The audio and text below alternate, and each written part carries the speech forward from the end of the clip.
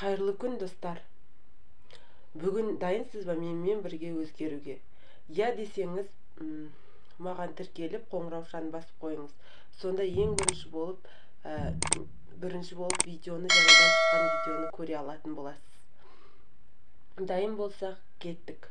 Бүгінгі әңгімеміз Рағат сүресінің 11-ші аяты жайында болмақ.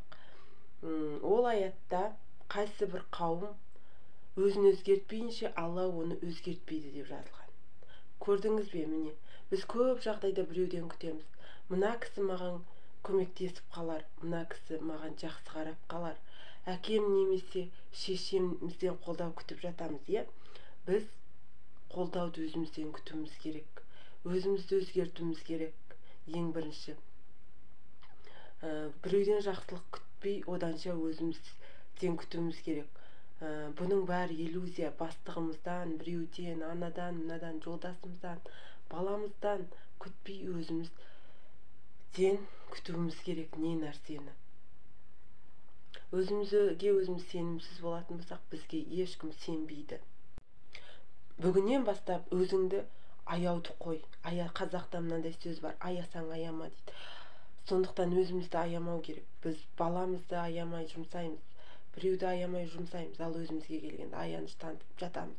Өзіңе аяныш таныттың ба, сол күннен бастап сен минусқа кете бастайсың. Сондықтан бәр жерде айтады, өзіңді таны, өзіңді таны. Өзіңді тану деген осы, өзіңді ешқашан аяулы көзбен қарама.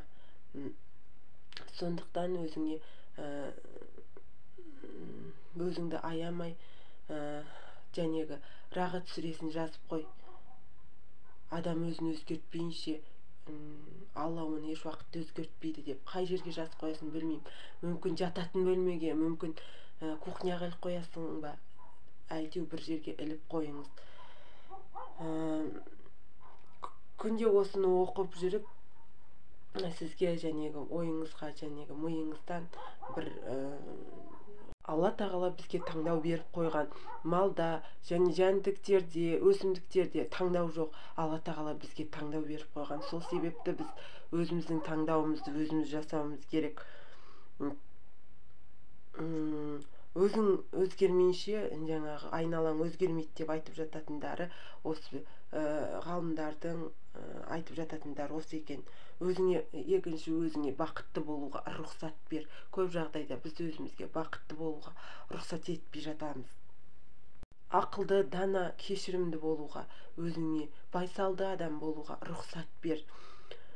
Күнде таңертең жатар алдында мен өзімді бақытты болуға рұқсат етемін, мен өзіме бақытты болуға рұқсат етемін деп 20 рет айтып, одан кейін мен өзіме бай болуға рұқсат етемін, бақытты болуға рұқсат етемін, одан кейін бай болуға рұқсат етемін. Мен өзімнің өміріме өзім жауаптымын деп 20 рет айтып жататын болсаңыз, сізде кардиналды өзгерістер болады. Бүгіннен бастаңыз өзіңіздің бақытты болуыңызды, өміріңіздің кілтін өз қолыңызға алыңыз. Сонда ғана мына әлем өзгереді. Өзгеріс өзіңізден басталады.